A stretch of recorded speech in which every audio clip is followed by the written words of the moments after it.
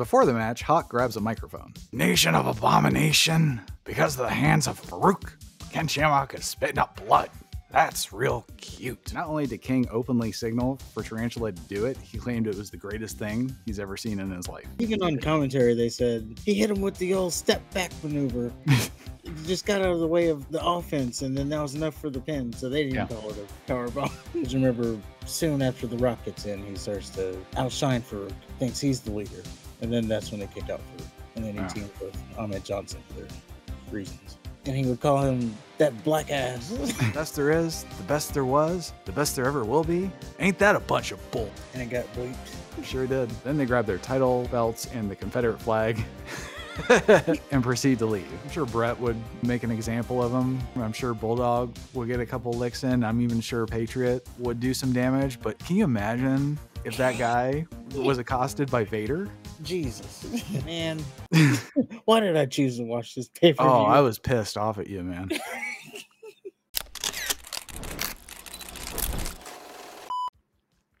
But on that note, we just did the up-and-coming Bad Blood, and we are going to go back in time to the original Bad Blood because we have our retro review. Yep, WWF In Your House 18, Bad Blood. And we start off with a Shawn Michaels Undertaker video package. Michaels is cocky, he's an up-and-comer, and he's anti-authority. He's been feuding with Undertaker for the past 2 months. Cuts to clips of Michaels and DX beating Undertaker's ass. Looks like this was pre-New Age Outlaws DX.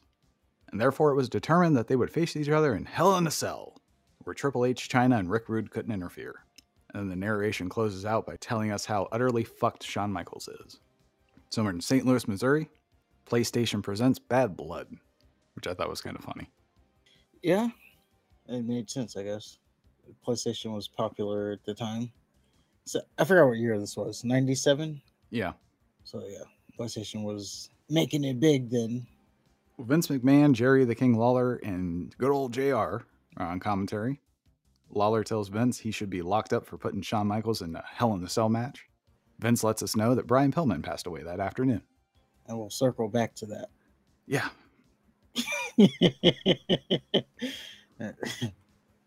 So for the Nation of Domination, it's D'Lo, Mustafa, and The Rock versus the Legion of Doom in a handicap match. Now it was supposed to be the Legion of Doom and Ken Shamrock, but Ken Shamrock had a match against Farouk. So they play a clip of Farouk spine busting Ken Shamrock so hard it caused internal bleeding. What's funny about that? Because he's spine buster so hard. What's not funny about that? I'll tell you what is funny about that. I thought it was real. The blood? The whole thing. I thought he spine busted him so hard it would cause him to bleed from his mouth. And then he said his internal bleeding. I was like, oh, okay. Yeah. There was also existing injuries from a match with Vader. So Farouk just happened to re-aggravate him. Yeah. So yeah, it was during an Intercontinental title tournament. So Ken Shamrock is not able to compete in the match. Before the match, Hawk grabs a microphone. This is always good. And he says, Nation of Abomination, because of the hands of Farouk, Ken Shamrock is spitting up blood. That's real cute. But if you think the two of us are backing down from the three of you, you're deadly wrong. Let's get it on. Yep, so no mystery partner. There's like, nope, no nothing. Just us two. Yeah. So under normal circumstances, being down a man would spell defeat for any team, but this is the Legion of Doom. So I remember this match, and even back then, I always thought, it's 3 versus 2, but they are pretty competitive here. Started off with lots of back and forth. Seemed like Legion of Doom had it in the bag at first. Rock even left the ring a couple times out of pure frustration. Animal was jacked as fuck. Kama was also a big motherfucker. And they did a double clothesline spot and both completely no-sold it, which was awesome. So in the Vince doc, they call back to the steroids and stuff. Mm-hmm. And they showed this very match when they were talking about the steroids. They showed Animal. I don't know what they're saying, but direct call back to this match. So the turning point of the match happens when Animal hits Kama with a power slam. Then Rock immediately sneaks in and hits Animal with a DDT. After that, it's just Nation of Domination taking turns wearing down Animal. At one point, Rock punches him in the dick while D'Lo held his legs. Hawk was distracted by the referee. And then finally, Kama misses a stinger splash. This gives Animal the window to tag in Hawk. But just before the tag, Rock enters the ring, distracting the referee. Hawk's prevented from running wild. Rock and Kama hold Animal's arms and legs while D'Lo does a frog splash. The ref was getting Hawk back into his corner, so he didn't see it. Somehow, Animal kicked out of that. Well, then Kama throws Animal out of the ring so Rock and D'Lo can double team him. Animal's able to hit a clothesline when he's back in the ring. Hawk finally gets the hot tag, starts running wild. Animal comes in to dump Kama and D'Lo out of the ring. Then they set up for the Doomsday device. Then Farouk comes out to distract the LOD. Rock hits Hawk with a rock bottom 1, 2, 3. And Hawk is so upset after the match, he attacks a child in the stands. Yeah, again, it was surprising that this match was so competitive as it was, but gotta love seeing some LOD. Oh, yeah. Now, I was confused because I thought they said that Farouk was banished by the Nation of Domination, and then he came out to help them. From at least what I saw with the video packages, it's starting, but it's not there yet. Because remember, soon after The Rock gets in, he starts to outshine Farouk, and then he thinks he's the leader, and then that's when they kick out Farouk, and then he teams with Ahmed Johnson for reasons. The one man who he had such a horrible feud with. Real life feud, too. And he would call him that black ass. Well, up next, we get Doc Hendrix and Sunny backstage. And they want us to call their superstar hotline to speak to the wrestlers after their matches. Now, that's how you operate a goddamn hotline. Now, if this were WCW, they'd want us to call to find out who's going to be in the Hell in the Cell match later. Yeah. And Sunny offers to fuck Doc Hendrix in the cell later, and Hendrix just puts on a cheesy smile. Which we know about Sunny now. She was probably being serious about that, too. She was, yeah. Then they cut to Vince. He tells us that Brian Pillman was supposed to face Dude Love. And unfortunately, because Pillman died that afternoon, the match obviously can't happen. Later, Vince says that the authorities have announced that they suspect no foul play, but a drug overdose. And boy, did Vince look irritated at that. He's like, God damn it, another fucking lawsuit. Fortunately, Vince and company have scrambled to come up with an attraction that he's sure that we'll like. Mosaic and Tarantula versus Max Mini and Nova. So of all the talent Vince McMahon had at his disposal, the best he can do was midget luchador wrestling. Yes, and outside talent at that. Max Mini was advertised as the world's smallest wrestler. And I gotta say, the first out of this match was meh. They're Mexican wrestlers, so it looked more like a circus act than simulated combat. Favorite part of the match was early on, Tarantula would keep holding someone's arms, and Mosaic would do a double team move, or try to, because the person would get out of the way. So Mosaic would end up hitting Tarantula. Well, after like the third or fourth time, Tarantula got hit, and he just immediately hit Mosaic, like, asshole. I thought it was funny when the ref got on his knees to yell at the heels. Yes, he did. When he would talk to them, he'd get down on his knee. Yeah. I want to look you eye to eye. But then they seem to settle down, realize they're supposed to make it look like they want to win a match. Tarantula threw Max Mini on the announce desk in front of King. Not only did King openly signal for Tarantula to do it, he claimed it was the greatest thing he's ever seen in his life. So Nova ended up getting dumped on the outside. Max Mini gets tagged in, just a forward roll into the ring. Tarantula kicks Mini in the face. King laughed wholeheartedly. So did I. It's like, what is he doing? Max Mini ended up winning with some move. Seems sloppy as fuck, but I guess it was not the worst showing of midgets we've seen in the WWF. Yeah, that's true. I did take it as, first of all, I was like, please hurry up and be over. And also, between this match and then the match after, maybe the match after that too, I was like, man, why did I choose to watch this pay-per-view? Oh, I was pissed off at you, man. Up until the flag match. Yeah, the opening match I was okay with, but then we go to this midget match, and then the tag team match, and then the gang warfare. I was like, this is a bad choice.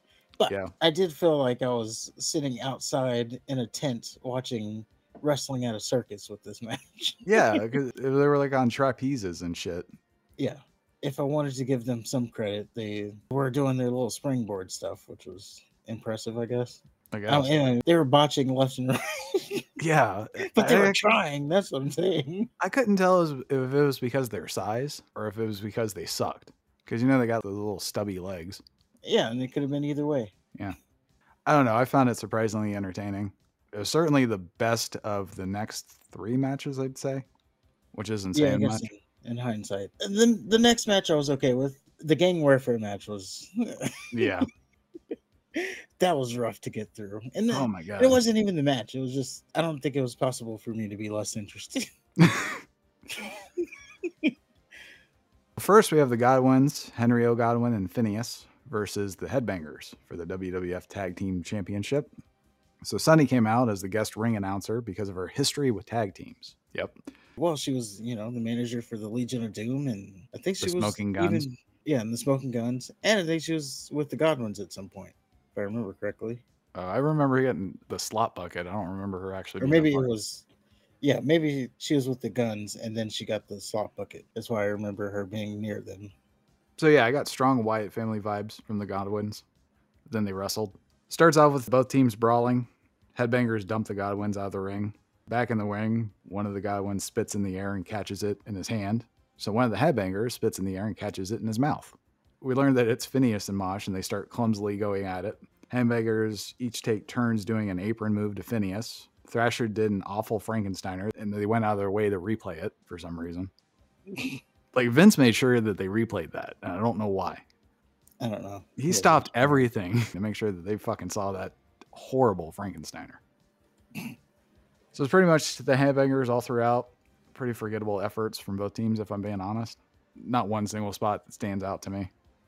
Godwin's finally got an advantage with a cheap shot, and they had a third man in a Confederate hat named Cletus, who would beat up someone outside the ring whenever they got out there. One of the Headbangers got a visual pin, but the ref was distracted. Another Headbanger and Godwin ended up colliding with each other. Then the Headbangers got the hot tag, and they powerbombed one another into a Godwin. Then one of the Headbangers goes for a top rope move or something. And then the Godwin he was aiming for turned it into a sit-out powerbomb, 1, 2, 3. Not a good one. No. But he did it. It was like when Batista tried to Batista bomb Umaga. Yes. Like, well, I guess you can call it that. Even on commentary, they said he hit him with the old step back maneuver. He just got out of the way of the offense, and then that was enough for the pin. So they didn't call it a power bomb. Yeah, it was really hard to get in this match. The pace was slow and plodding. Headbangers were clumsy as fuck. So were the Godwins, to be fair. The Headbangers went for like a flapjack to, I think it was Phineas. And then for some reason, Phineas just forward rolled. And he almost broke his neck. Yeah. I don't know. Yeah, hard to get excited by anything when one team is wearing overalls with their titties hanging out, and you have another one that looks like Rocky Horror on meth. Godwins beat up the Headbangers after the match, and I thought it was funny that their man Cletus not only had a horseshoe, but he used it to bludgeon the Headbangers. One of the Headbangers got slop dropped, then the Godwins and Cletus stomped on the Headbangers for a long-ass time. In fact, they beat them up for so long, Finkel says if they don't stop immediately, they'll be stripped of their tag belts. Then the Godwins go ballistic and start screaming at Finkel. Then they scream at Vince in the Spanish announce desk. Then they grab their title belts and the Confederate flag and proceed to leave, stopping in the faces of a few black fans, of course. Of course. Yeah, such a weird thing at the end there. Yeah. I don't know how the pig farmers and the Confederate part tie in together with the gimmick. I don't know. Like those deep country boys. They love their Confederate flags for whatever reason. Well, like if they were like a racist thing, it's just they love that flag. I don't know. When I think of a farmer, I do think of the overalls. I don't really think of a Southern connotation to it. Now, if they were like, I don't know, moonshiners or... Oh, that'd be good. Yeah. So up next, we get a Stone Cold Steve Austin video package. Just pretty much a compilation of Stone Cold stunners. JR, Sergeant Slaughter, Jerry Lawler, and Vince are the victims. Then they show Austin getting arrested while Vince convulsed after his stunner. Cuts to the very next Raw. Vince is giving Stone Cold some options. He says he can either get a doctor's note saying he can compete, he can sign something completely absolving the WWF of any liability should something happen to him in a match, or he could just be fired. And it's worth noting that this is after Owen did his pile driver and broke Austin's neck. So he's out, injured, and yeah, this is kind of the storyline that they built around it. So then they cut to Michael Cole. He says Stone Cold will be making his decision later, but he also says he's here tonight, and he won't speak to anybody. He's only here to forfeit the Intercontinental title. So then Owen Hart interrupts, says he's tired of Austin, and he's only interested in Austin handing the belt over. And Owen says that everyone better keep Austin away from him, or he's going to sue. Then we have good old JR. He's in the ring, and he wants to salute the men who made St. Louis the greatest wrestling city in America. So he brings out Gene Knitsky, who was a NWA world champion. Apparently he won it in St. Louis. And he's called Canada's greatest athlete. And Gene got a mini video package. And Jack Briscoe was next. He was also an NWA champion, but he was also an NWA tag team champion. And he also got a mini package. And Dory Funk Jr. came out, and he looked like Terry's slow cousin. Worth noting that he beat Gene Knitsky for his title. Up next was Harley Race. Don't think we really need to cover his credentials. Ditto Terry Funk. And then we get Sam Muchnick and Lou Thesz. Really, really cool seeing Lou Thesz. Crowd gave them all a great ovation as well. I didn't know he had such a hairstyle, Lou Thesz. Oh, yeah, he was great. We get a Farouk backstage interview, and Doc Hendricks says Farouk is holding a trump card in the form of Stone Cold Steve Austin. Not sure what that's supposed to mean at all. Farouk says Austin couldn't hold a candle to where he's from, couldn't walk around his block. Farouk says this is nation business. He's going to show the world exactly what the nation's about when he goes out and kicks Owen's ass. Stone Cold Steve Austin is just another name to Farouk, and it doesn't mean shit. Yeah. Much more words than just damn. Right? It's almost like he's talented or something. I know, right? So we get Farouk versus Owen Hart for the Intercontinental title. Owen is wearing a Owen 316 I Just Broke Your Neck shirt. It's great. I like when they do the shirts. Yeah. So Austin comes out, sits next to Slaughter and the ring bell.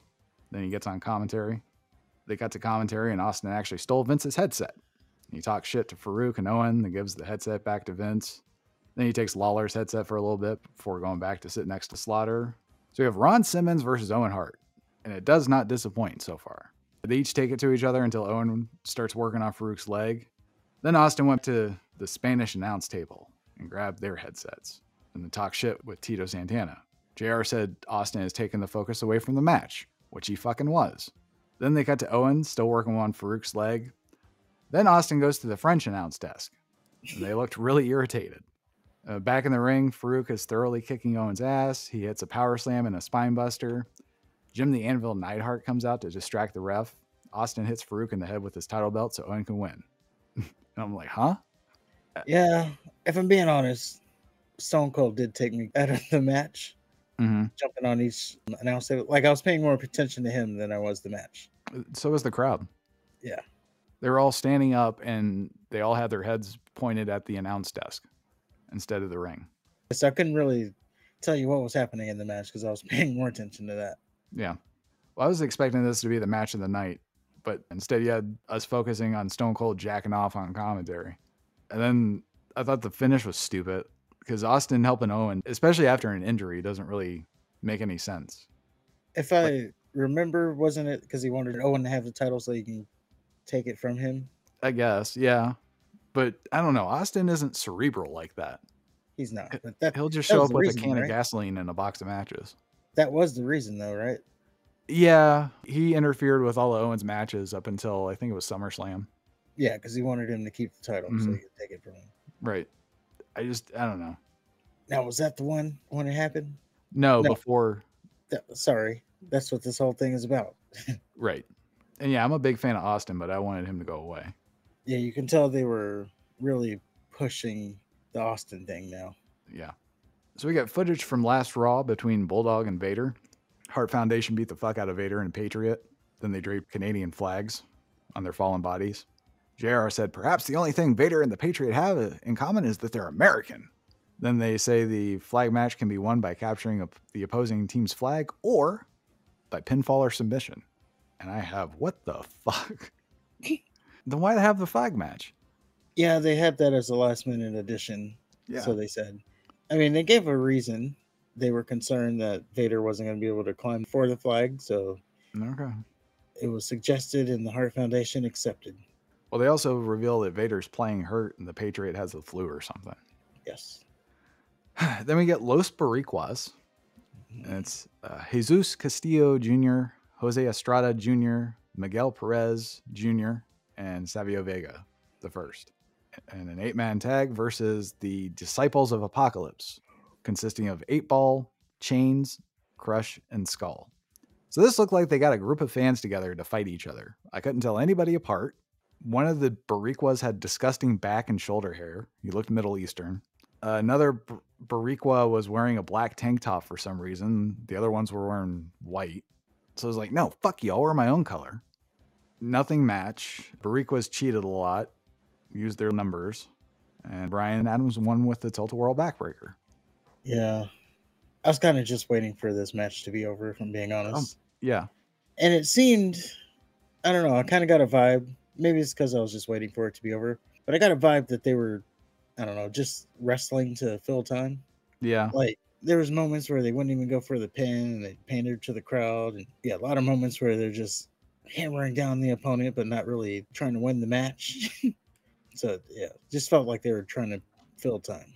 I was uninterested, and I wanted it to be over.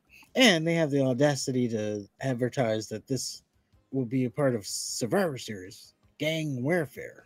So it wasn't even in the last match. Well, up next, we get Bret Hart and British Bulldog, backstage interview. And Michael Cole says the American flag can be flying high tonight because of home field advantage. Bret says Americans can go ahead and dream, but the reality is the Hart Foundation are going to set one more example. And that example is we are far better than any two Americans in the World Wrestling Federation, whether the American wrestling fans like it or not.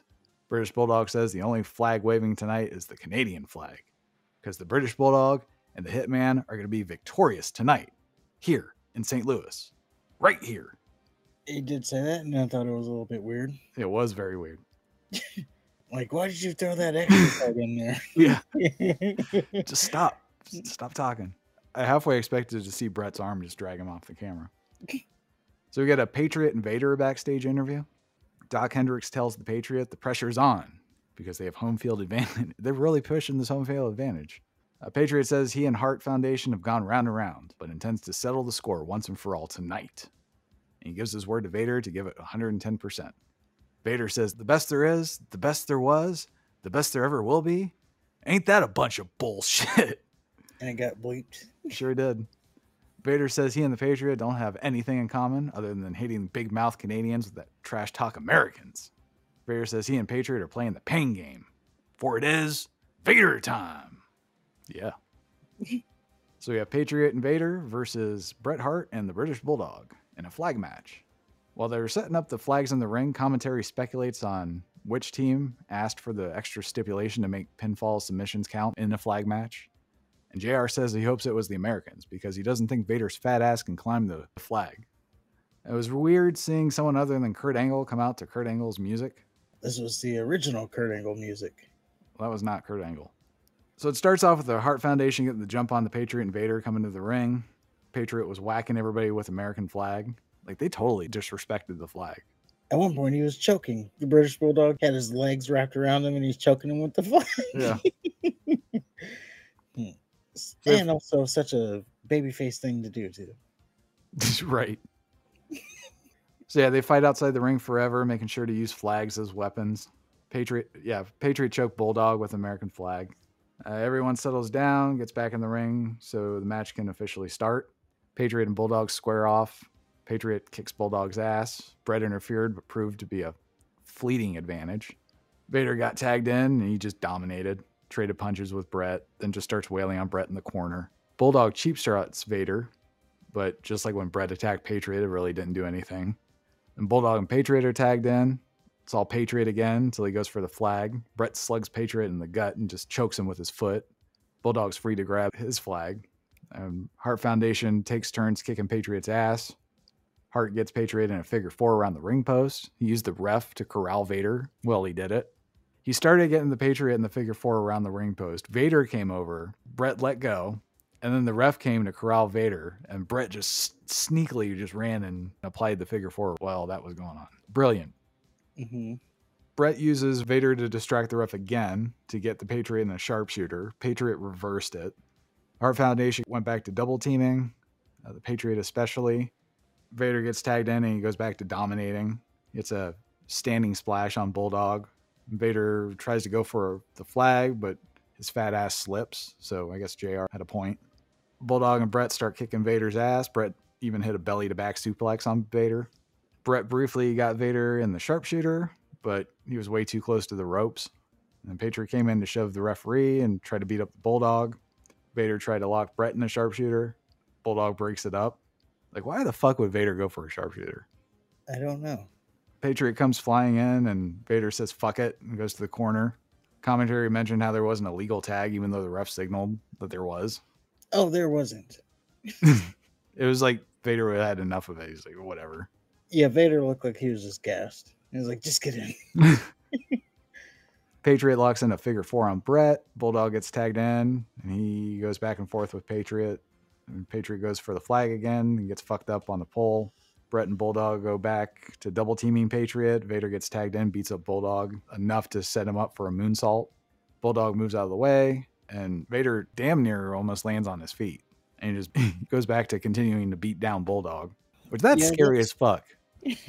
Well, yeah, that surprised me that he almost landed on his feet. Didn't quite stick the landing, but he did get all the way over. 400 pounds, by the way. Just imagine being in a fight with somebody that big and they do something like that. Like you think, oh, I moved out of the way of the moonsault, I'm saved. And then they just land on their feet like a fucking Terminator. Yeah, at that point, you know, it's almost like, just go ahead. Yeah. So Vader goes for the flag. He and Brett start tussling in the corner. Bulldog and Patriot are tussling in the other corner. They start fighting on the outside. Brett kicks Patriot in the dick, then hits Vader with the ring bell. Vader and Brett get back in the ring. Brett starts beating Vader's ass. He hits a scoop slam and a DDT. Bulldog's tagged in, and Vader fires back with a double clothesline to the Hart Foundation. Patriot's tagged in and runs wild. Hits Brett with a full Nelson slam. Bulldog made the save. Fan comes into the ring and is immediately pushed out. Looked like Bulldog was going to go after him, but he thought twice about it. The Bulldog tried to get some licks in, but he didn't quite get him. Yeah, well, it looked like he was going to jump down on the floor. Oh, yeah, and the ref held him back. Yeah. Crazy that we're seeing all these freaking fans jump in the ring, especially what happens when you get in there. Jim Ross is like, oh, I hope he has health insurance. The commentators are like, yeah, he's about to get it. I'm sure Brett would make an example of him in some way, shape, or form. I'm sure Bulldog will get a couple licks in. I'm even sure Patriot would do some damage. But can you imagine if that guy was accosted by Vader? Jesus. Yeah. Well, Vader hit Brett with a Vader bomb amongst the calamity. Bulldog and Vader start fighting outside the ring. I think instead of going for the pin, Patriot goes for his full Nelson slam again. Brett tried to rush to the ropes to block Patriot, but they both tumble over each other with Patriot get Brett in a pin.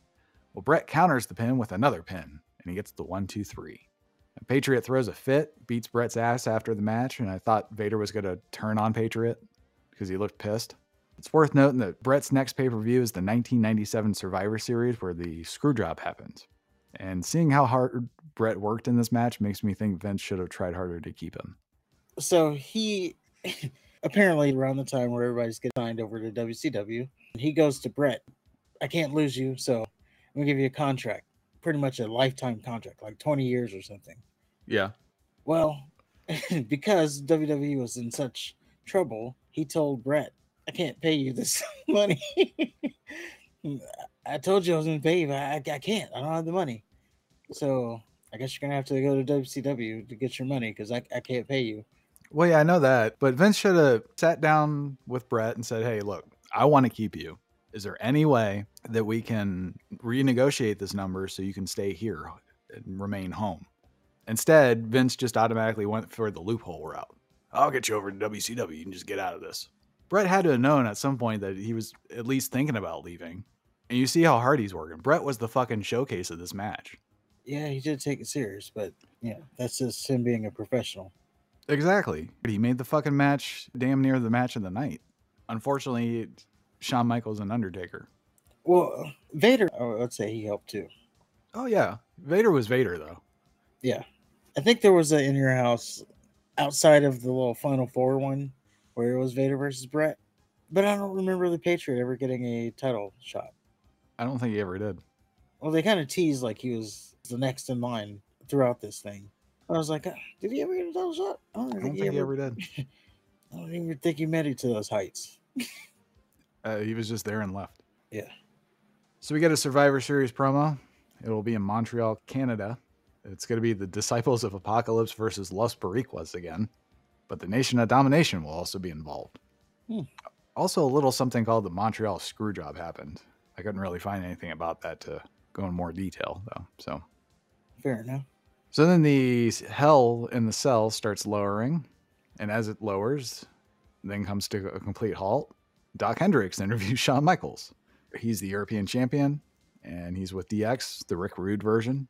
Hendricks says Michaels' career is in jeopardy because of Hell in the Cell.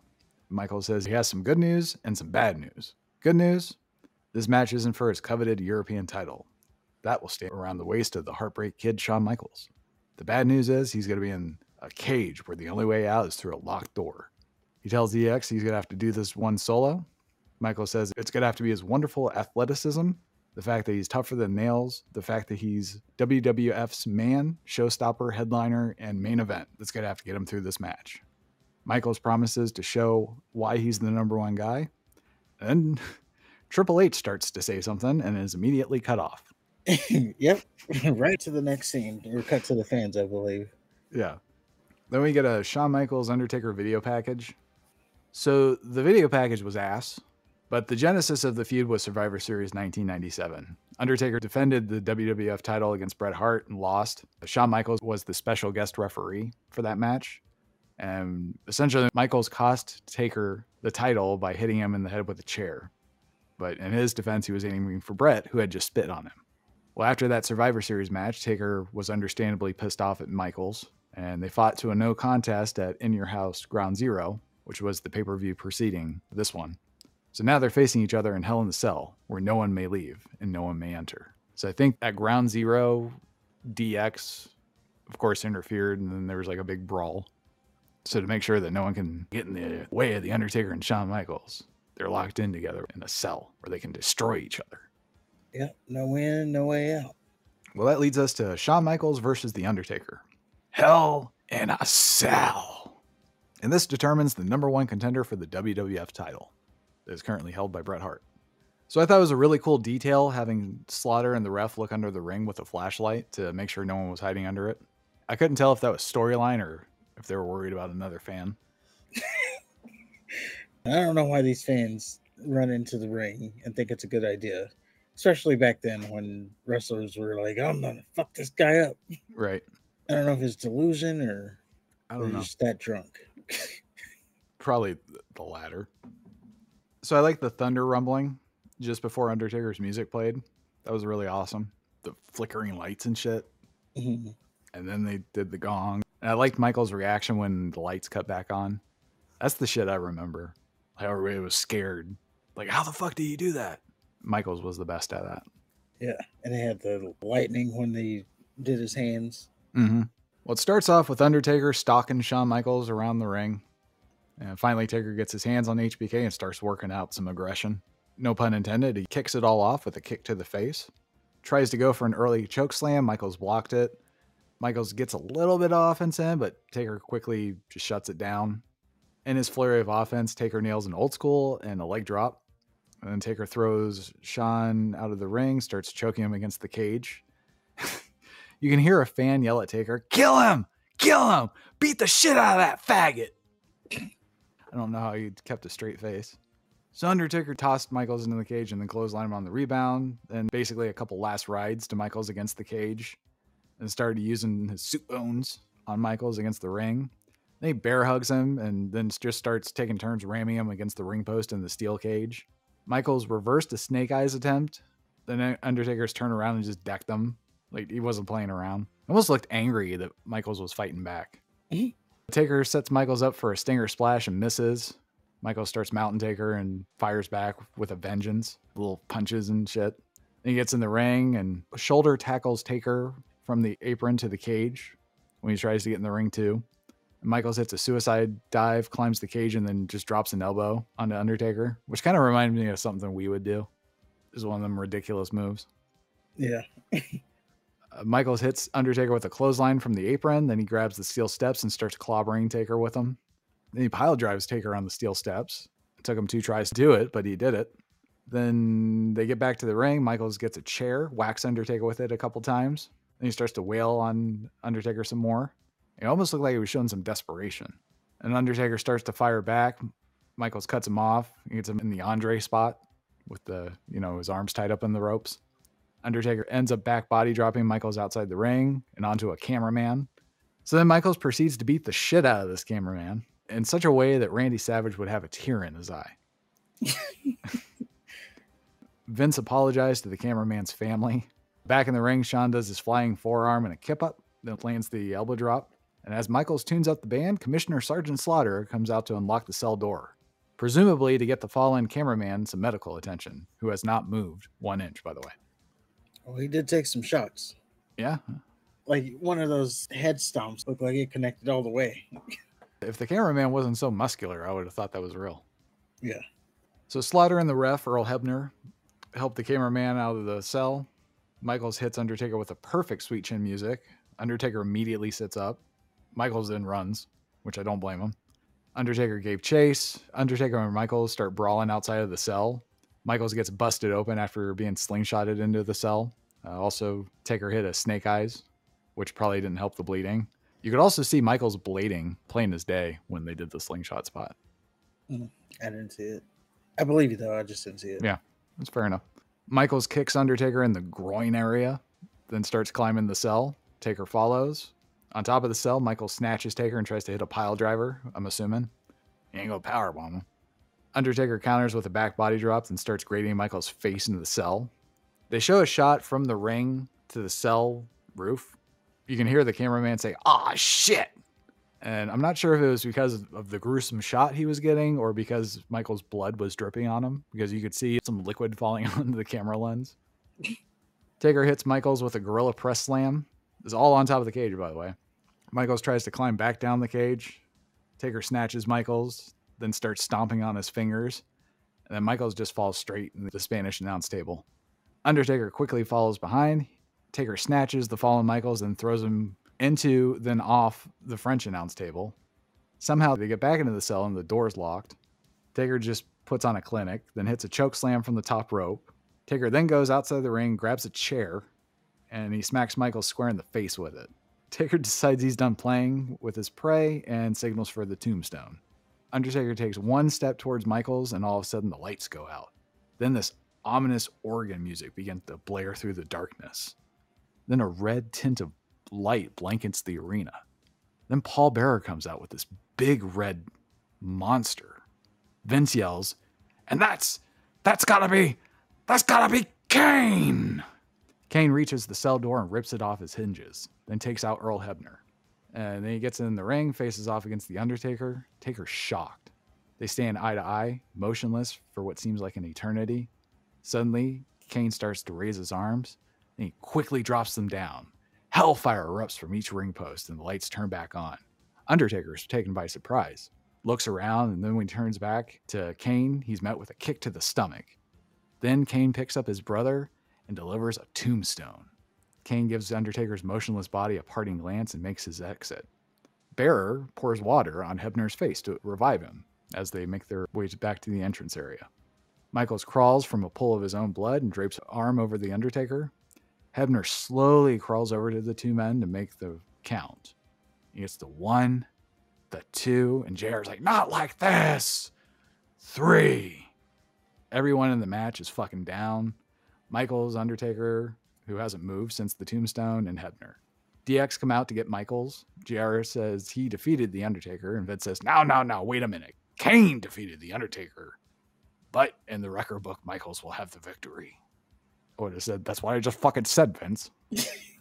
So DX carries Michaels backstage with Triple H raising his hand, and then we end the pay-per-view with Taker just coming to, trying to figure out what the fuck just happened. Those last 2 matches really saved this pay-per-view. Yes, they did. And yeah, I felt like I was watching history. Yeah, it was heralded as one of the best debuts in history, that being Kane. And it was a brutal as hell, demonic structure of a Hell in a Cell, likes we had not seen before. That's true. And if it wasn't for the one that followed this, this is probably the best Hell in a Cell match. You know what? I think this one was better. The other one just had bigger moments, and they were Yeah, accidents. I mean, it wasn't wrestling wise, it wasn't a good match. It was just a lot of checking on Mick Foley. Yeah, and they were all accidents. And I got worried because when they opened the door, I thought that's when DX was going to come rushing in. Oh, yeah. If I'm being honest, I didn't remember the Shawn falling from the cage spot. I mean, I remembered that it happened because I know like Shane's done it. I think McIntyre did it during his Hell in a Cell, but I didn't remember that spot. I do remember them going to the top of the cage. Even when I watched it the first time, I thought that whole cameraman spot was to get DX in there. Yeah. But nope, they had something bigger planned. I knew this was when Kane was coming, but I still thought DX would try to interfere and Taker would still fight him off. Oh, yeah. Just before he'd win, that's when Kane came out. Like, he fended off all that. Now you got to deal with Kane. Yeah. But no, it just kept at Kane. I like that better. Yeah. And then this would go on to have Kane debut, and his first few months were definitely something you never seen before. Mm-hmm. As the fire would go off and you knew he was coming to kick ass. And there was no rhyme or reason to it. He just would kick ass. Yeah, I'd love when he would just interrupt a match and just clothesline everybody and leave. Yeah. Yeah, no rhyme or reason. They had nothing in common. He was just coming out to come out. Well, that was Bad Blood. The next WWF pay-per-view is Survivor Series 1997, Montreal. And leading up to Survivor Series, DX would feud with the Hart Foundation, which, of course, would be the Montreal Screwjob as the conclusion of that feud. Austin and Owen faced each other at SummerSlam. Austin made it a point to interfere in all of Owen's title defenses to make sure he still had the belt. Austin ended up getting it back. So the Patriot disappeared from the WWF after Bad Blood, but Vader was still there. So he helped fight the Hart Foundation at Survivor Series, and he was pinned by Bulldog. Then Vader went on to feud with Goldust, which presumably got sodomized at some point. Well, now, was this early Goldust, though? There might be something there. Actually, you know what? It may be. Yeah, I don't think Goldust was... He wasn't a freak until the 2000s. Yeah. Ken Shamrock came back, and he wanted to win the heavyweight title. So he ended up facing Michaels and winning by disqualification at an In Your House event. Then he went on to feud with Nation of Domination, mainly The Rock. And I'm not sure why he never went after Farouk, who caused the internal bleeding. He didn't want no more. I guess not. Well, Kane ended up winning his debut match against Mankind at Survivor Series. Then he entered various feuds with the goal to eventually get his brother to fight him. For months and months and months, Undertaker staunchly refused to face Kane. Undertaker's feud with Michaels also continued along with this until the Royal Rumble. He faced Michaels one final time in a casket match for the title, which he lost because Kane and Paul Bearer assaulted him and then locked him in the casket themselves, and Michaels won. So after that match, Kane struck the still locked casket with Undertaker in it with an axe, then poured gasoline all over it and set it on fire. Well, this was a bridge too far for The Undertaker, and then he finally agreed to wrestle his brother. They began feuding with a match culminating at WrestleMania 14. Which we have covered, so you can go watch our retro review on that one. And I believe we have the next WWF pay-per-view we are covering will be WrestleMania 25.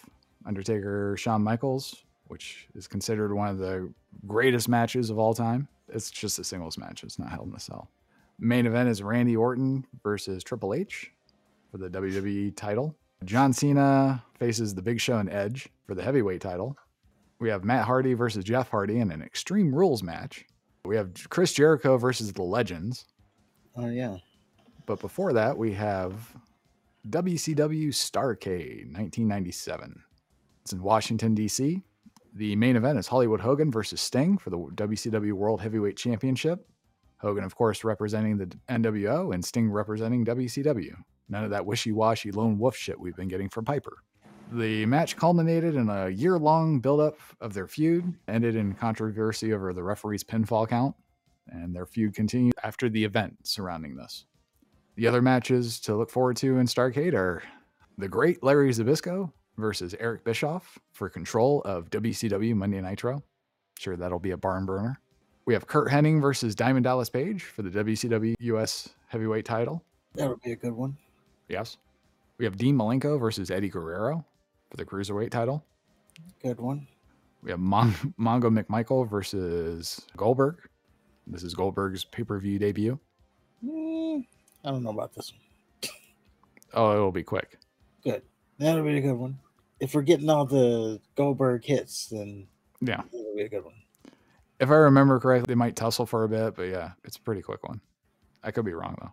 It'll definitely be better than Los Boricuas and the other fucking one. For sure.